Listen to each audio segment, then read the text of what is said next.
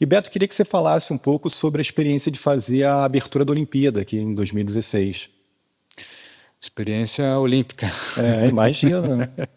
Não, e acho que, assim, pelo seu próprio background, né, de ter feito toda essa pesquisa sobre a música brasileira, isso... Eu e o Antônio, né, fizemos a abertura Antônio Pinto? Eu tinha feito o aperitivo disso em 12, que foi o Flag Handover em Londres. Na época, a Daniela e o Carl Hamburger dirigiram e tinha tido uma noção do que é fazer esse tipo de coisa, porque são alegorias muito gigantes, são compromissos e compromissos muito gigantes entre televisão e empresas e os artistas. É uma coisa muito doida. Ela é muito mais do que fazer a música. Porque foram muitos artistas de diferentes gêneros. Muitos artistas acontecendo no mesmo lugar, com uma coisa alegórica, representando um país, representando coisas da história desse país. É bem doido, bem interessante e trabalhoso, assim. E você vai lidar com questões artísticas, questões pessoais, questões legais, questões técnicas, todas complicadas. Nenhum desses setores está macio. Tá tranquilo. Tá tranquilo. Assim, tipo... Eu estava em Londres, lá passando um cavaquinho, era uma música que... Isso já era para a Olimpíada em Londres, a abertura. Não, o flag, né? A hora que passa a bandeira, e o novo país faz 10 minutos de festa. Tinha uma peça lá que era um cavaquinho e um surdo, com um brasileiro e uma brasileira que são do Royal Ballet, dançando. Quando eu passei a primeira vez no estádio, um surdo e um cavaquinho, o engenheiro incrível lá, uns australianos que comandavam a house ali no estádio.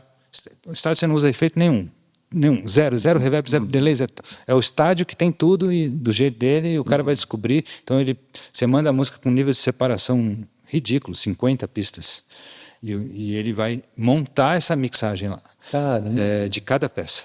Então você tem 3 horas de peça, ele vai passar uma por uma, equilibrando. Quando ele tocou o cavaquinho surdo, o estádio quase caiu. O estádio olímpico. Aí ele falou, isso é assim mesmo? Eu falei, não, isso é para ser tum. Aí o cara... Por causa da reverberação do estádio? Por causa da tamanho, da quantidade de frequência grave que tem num surdo. Sim. E que os caras não têm na música deles isso. Tem toda a noção do rock e tal, o cara não estava nem esperando isso. Senão ele já teria filtrado, provavelmente. A hora que ele... Assim, você tem naquele... subwoofers do tamanho de um ônibus, baixo, assim. Aí ele, isso é para ser assim? Eu falei, não. Aí, um pequeníssimo exemplo, assim, de coisas. Hoje, agora, na Musimagem, o Daniel deu uma ideia boa de contar o caso da Parada dos Atletas, um caso interessante, difícil juridicamente, artisticamente. O que foi isso? A Parada dos Atletas... Os franceses agora conseguiram acabar com isso, foi genial. Porque todo mundo entrou no barquinho, lá não teve isso, não teve a entrada das delegações. A entrada das delegações dura 3 horas e meia. 3 horas e meia, 4 horas de gente entrando. Tem que ter música. Quando a gente começou a fazer isso, você faz um playlist de 1h30 que vai ser tocado 3 vezes, digamos. Aí tem uns caras super experts em ensaio de massa. Quando você faz um evento desse, você vai passar alguns meses num lugar. Amanhã vai chegar 1.500 pessoas por aqui, 3 caminhões por aqui, 700 pessoas vão entrar aqui, eu preciso alojar e ter comida para... Ele sabe quanto uma pessoa demora para andar 50 metros. Só que ele falou, eu comecei a fazer isso, aí ele falou, dessas 3 horas de música, você tem que começar em 120 BPM. Cara, isso dá um andamento. Isso assim, começar em 120 e ir acelerando, você vai terminar em 200. E eu estava começando em 90. Você falei, beijo, se você fizer isso, dura 5 horas a parada. Olha... Os caras não entram. Ficam...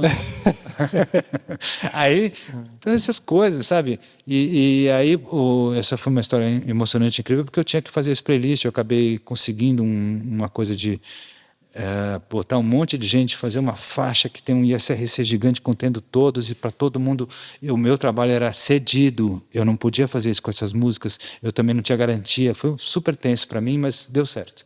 As pessoas garantiram os direitos dela, ficou uma faixa blindada com 40 faixas dentro dela, e foi bom para todo mundo que entrou ali.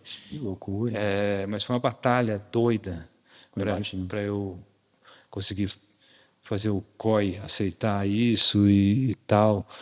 Mas foi bacana. E os caras que trabalham em várias cerimônias, quando ouviram, falaram: nossa, essa parada dos atletas está muito legal. Por quê? Normalmente é um DJ que fica lá. DJ famoso vai lá e fica 3 horas lá. Por mais legal que seja, não tem um diálogo com a cultura do lugar. Então, E você fez isso para cada delegação, a música dialogava? Não. Você vai fazendo uma sequência, no caso era uma sequência de 1 hora e pouco, que você lupa em 3 horas. Ah, tá. Mas tinha música do Siba, tinha música de um monte de gente, tudo acelerado, tudo remixado, tudo colocado num programa, juntando um pouco de beat e tal, não sei o quê. Pá. Mas você reconhecia vários estilos, umas coisas dessas coisas mais regionais, meio desafinadas, e isso causou um frescor para esse momento, que em geral é só... E a sua sensação de estar vendo isso ao vivo na abertura? Você estava lá no estádio? Tava. E aí, deve ser uma emoção incrível. E ao mesmo tempo é bem nervoso. Tem coisa que você fala: nossa, aconteceu. Quando eu estava em Londres, por exemplo, tinha a entrada do Pelé. O Pelé em si já, você imagina, é um assunto. O Pelé já estava um pouco... Não, mas o Pelé internacionalmente é algo muito... Não, mas ele estava difícil de andar um pouco. Sim, já estava mais idoso, né? Aí chegou lá Pelé. Todo o assunto Pelé, o cara que traz o Pelé.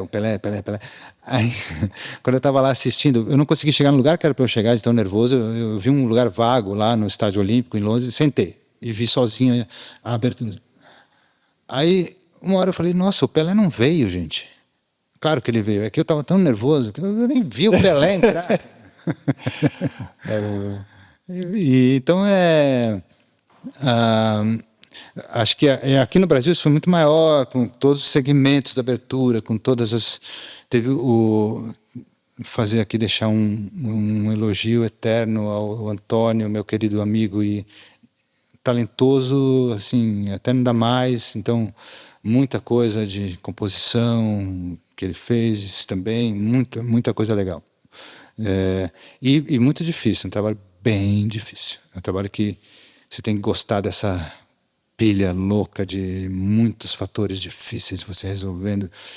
Papel difícil, assim, mas que deu um puto orgulho, porque também foi uma coisa elogiada em geral, assim, tipo, nossa, vocês conseguiram botar um monte de coisa lá, legal, num momento político estranho, Temer, o presidente que não abriu os Jogos Olímpicos, né? Não falou nada, declaro abertos, não falou, porque estava tão estranho o momento, ficou quieto lá, teve um fora Temer grande ali na plateia que foi abafado pela televisão, mas assim, isso para dizer que tem muitos contextos para aquilo lá e que tornam uma coisa grande, difícil e desafiadora.